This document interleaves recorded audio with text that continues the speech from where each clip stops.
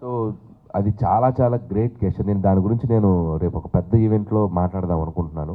So మీరు ఇప్పుడు అడిగారు కాబట్టి డెఫినెట్లీ దాని గురించి అక్కడ మాట్లాడతాను. I want to say something. నిజంగా ప్రభాస్ గారి ఒక వ్యక్తిత్వానికి నిదర్శనం ఆ స్టేట్మెంట్ ఇవ్వటం. ఆయన ఉన్న స్థాయికి, ఆయన ఉన్న స్టేటస్కి ఈరోజు ఒక పాన్ ఇండియా స్టార్గా ఉన్న ప్రభాస్ గారు సీనియర్స్ తర్వాతే మేము అని ఒక స్టేట్మెంట్ ఇవ్వటం అనేది నిజంగా ఆయన వ్యక్తిత్వానికి హ్యాట్స్ ఆఫ్. అందుకే ఆయన డార్లింగ్ ప్రభాస్ అంటాం మనం. సో ఆయన నేచర్, ఆయన హ్యుమానిటీ కాబట్టి ఈరోజు ఆయన ఆ స్థాయిలో ఉన్నారు. సో ఆ స్టేట్మెంట్ మాత్రం నిజంగా హ్యాట్స్ ఆఫ్ ప్రభాస్ గారికి. సో ఖచ్చితంగా సో మా తరపున రాజాసాబ్కి 8th ప్రీమియర్స్కి మేమందరం మా టీంతో వెళ్ళి ఆ సినిమాని మేము సెలబ్రేట్ చేసుకుంటాం. అది త్వరలో చెప్తామండి. అంటే అది ఇంకా ప్లానింగ్ జరుగుతుంది, ఎట్లా రిలీజ్ చేయాలి ఏంటనేది. అండ్ ప్రొడ్యూసర్స్ వాళ్ళు చెప్తారు అది ఎట్లా ఏంటని. Very important. సీనియరే.